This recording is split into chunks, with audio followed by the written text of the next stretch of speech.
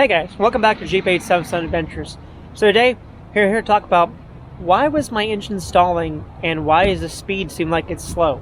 You get quite a bit of distance out of it, but then it's like it stalls out every so often, so it's not really getting the gas too good, which that's probably a simple fix.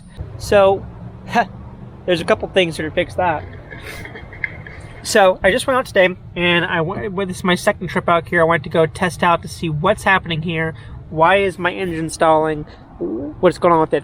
First thing I noticed was that this tank was looked like it was sucked into itself. You got to make sure that you open up this valve so that the air can go into it when you're out on the boat. But when you're driving and whatever with it, you want to keep it closed so that gas don't splash around. And it's probably a good idea when you're home to probably keep that open up too, just so that this doesn't burst, because when it gets hot, it can get really big. The second thing I did to really help out with it, I think, is inside on the engine part. You take off the engine cover, you'll look over here and you'll notice where the gas line is, right? Well, you see my gas line's on top now. Originally, with the way they designed it, was they put it underneath where the choke is. Problem with that is that every time you try pushing the clutch in, you were pinching this line. So I went ahead, and there's a little ripper here. I popped that off, pulled the hose off, and unwind it from inside there, and ran it across the top. Now this moves freely, and there's no more issues. So we like that. We're going to keep it like that. The third thing that I noticed was, originally from the factory it comes off number 3 pin. That kind of put it kind of close, however, I didn't want it too close to it. And I ended up putting it way out because I was told from the manual, you want to keep it level with the water. Well, when you put it way out here, you're about to sink the boat in the back here. You don't want to do that. So you want to keep it, I put it at number 4. I'm debating at 4, or maybe I might try going back to number 3, depending on what kind of performance I get out of it. Today I went out to the water. I got up to about 11, almost 12 miles an hour today, out in the water. And here's some footage from that. Hey guys, we're back out on the boat here. By myself here, I'm doing a speed test. I actually forgot the thing I had that does the actual speed thing, whatever. That's by GPS, but I'm using a phone app right now. Right now we're cruising at 4.6. So I'm going to see what this puppy can do. It definitely was the air gap on the gas tank, because it hasn't been stalling at all. I've been able to go just about full speed with this thing. 6.5, 6.8. If I can at least get this puppy up to 10, I'll be happy with that.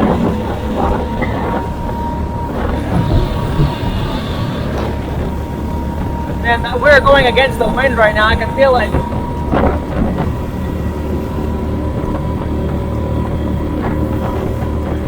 Seven miles an hour right now.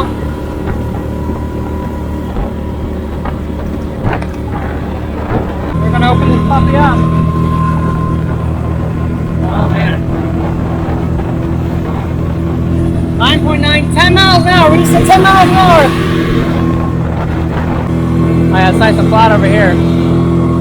10.4. 10.9. 11.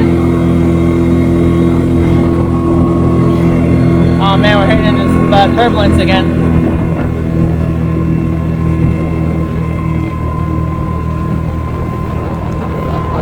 Well, I think that's pretty good. We got about 10 miles an hour out of her. That's all I wanted. Got it in the water. I got my paddle to where I was in a good position to go ahead and, where there was no debris, clear to go to start the engine. I'm sitting there priming it. I'm pulling it, I'm putting the choke in. No matter what I do, I'm sitting there, I'm like, oh my god, I'm gonna end up flooding this thing. Well, big fail. So, there's supposed to be a little clip in here to keep the thing out. Well, I usually unclip it when I'm not using it. Whatever, I gotta get used to this, but you gotta make sure this clip is in it. Like that. If you don't have that clip in there, this will not start. It's a safety feature. So yeah, make sure you put the clip in there, guys, or else you'll just be pulling this all day long and it won't start. Yeah. So yeah, that's how I solved my problem. That's how I got it to where it's not stalling no more when I'm driving around with it. Before, I was only able to get to pretty much right here, where it's pretty much in the start position. If I went any further over, pretty much it would instantly stall out. So that's no good. Today I was able to get probably way over here, if not almost all the way. Of course though, you do want to try to not go full speed with it right off the box, and you want to let it kind of have those hours of you know, adjusting and getting used to driving and having all the gas and everything go through it. Well, I believe that should have solved all my problems here, and thanks for watching Jeep 877 Adventures. Till next time.